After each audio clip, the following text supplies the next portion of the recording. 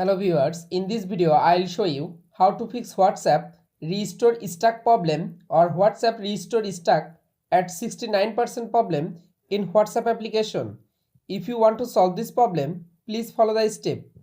Step 1. Long press or long tap in WhatsApp application. Go to apps info, click on storage, again click on clear data, tap on clear cache data. Step 2. Open Play Store. Go to search WhatsApp application. Update your WhatsApp application latest version. Step 3. Restart your device and again open it. Step 4. Again open your phone setting. Go to Wi-Fi. You make sure your Wi-Fi or mobile data connection is properly connected. You can follow all of the steps to fix WhatsApp restore stuck problem or WhatsApp restore stuck at 69% problem. If this video helpful for you, please subscribe our channel and like this video.